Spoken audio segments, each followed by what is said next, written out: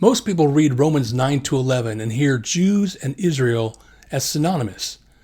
But New Testament scholar Jason Staples, after over 20 years of research, found not one group but two. Let's go back to the script today on Romans Redux. Last week I shared with you this diagram where Jew does not equal Israel and Greek does not equal Gentile. And there's also some relationship between the terms Greek and Israel. Last week we began covering just the Jew does not equal Israel part, and we're going to continue that today and talk about New Testament scholar Jason Staples. I'm Dennis Lutero, and I've been studying Romans in depth for over a decade and been performing it as a stage play that's brought new insights to how I interpret the letter.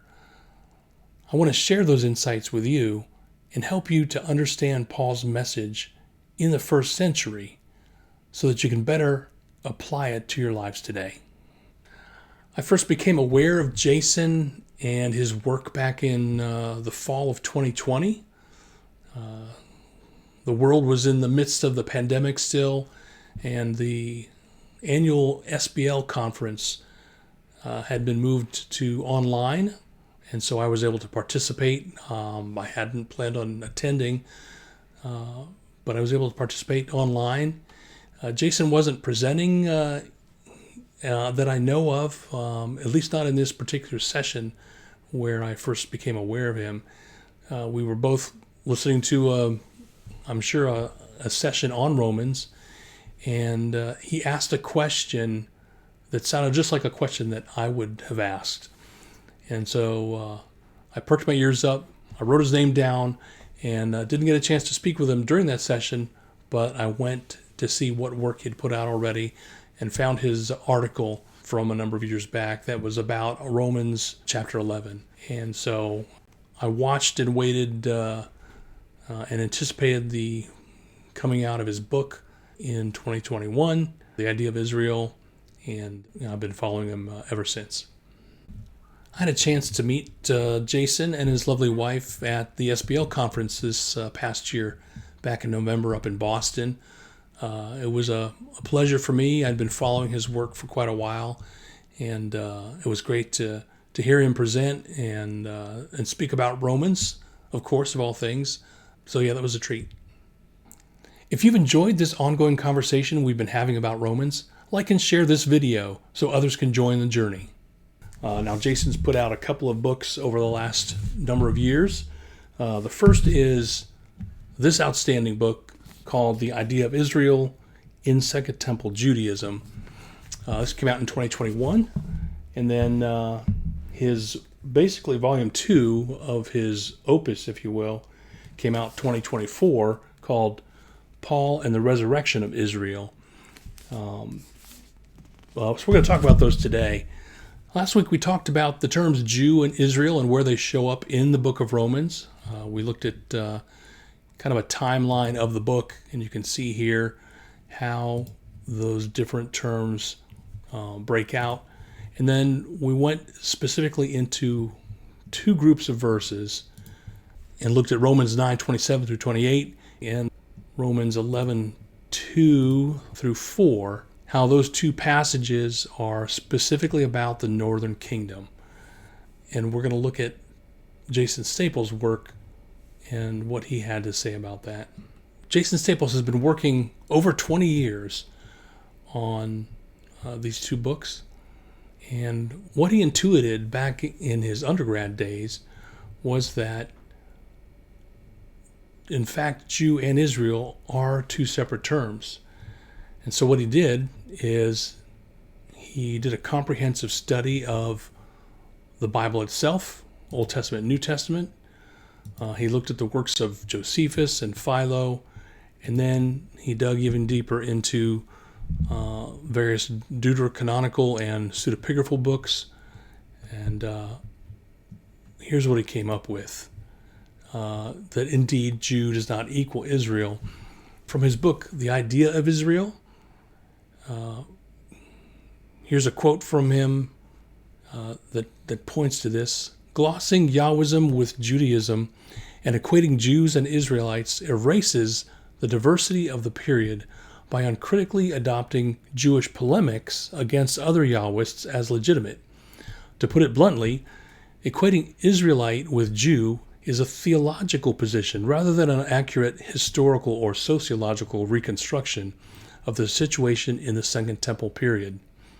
But these terms are not interchangeable in the Second Temple period precisely because not all Yahwists or Israelites were Jews. So you can see there he's differentiating between Jews as a subset of Israel and referring to other Israelite groups like the Samaritans as separate from Judaism. This is from his second book, Paul and the Resurrection of Israel, as observed throughout Romans 9 to 11. This insensibility has worked on multiple levels. He's talking about the insensibility of Israel and the different groups within Israel. First, the northern kingdom became insensible and was consequently intermingled with the nations. Then, on the second level, the north's restoration is the direct result of Judah's insensibility, which led to God restoring Israel from divorce in order to shame Judah. Also from Paul and the Resurrection of Israel is this excerpt.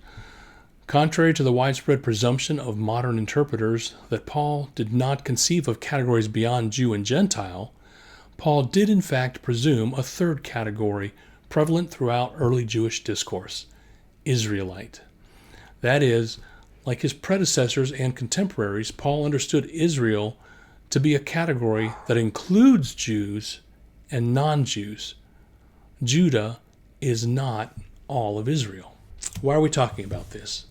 I've mentioned in previous videos that the whole goal of this channel is to help you understand Romans start to finish, to be able to read it as a letter and then see the flow of the argument as Paul meant to articulate it. And before you can even look at what that argument is, you need to know who the players are, who the people are that he's talking to and about. And if we've got those conflated, if we flattened out the audience, then that's going to completely change how you interpret the letter. So you can see from the quotes from both of these books that Jason and I are in agreement that Jew and Israel are referring to two different groups in Romans 9 through 11. Jews, of course, to the Judeans from the southern kingdom, or those that are following their way of worshiping. And then Israel referring to the northern kingdom in the two passages we looked at last week from Romans 9 and Romans 11. And then possibly in the other references to Israel or to Israel writ large, referring to both groups. I arrived at this reading logically by looking at the Old Testament quotations in Romans 9 through 11. Jason did the extra legwork and scanned all the documents from the Second Temple period and from first century and looked at how those different authors used both Jew and Israel and whether or not there was ever a chance or ever time that they were treated synonymously. And of course, spoiler alert, he found that they were not. Jews were referred to as a subset of Israel. Israel was referred to as the group in total or as a reference to the northern kingdom of Israel and the divided kingdom, but never was Israel used to refer to Jews only as if they were synonymous. So where do we go from here?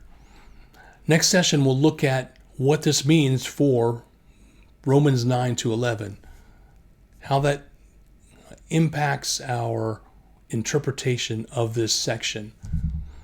And we'll see some other places where Jason and I agree, and then maybe a couple where we nuance things a little bit differently. But we'll cover that next time on Romans Redux. Join us next time.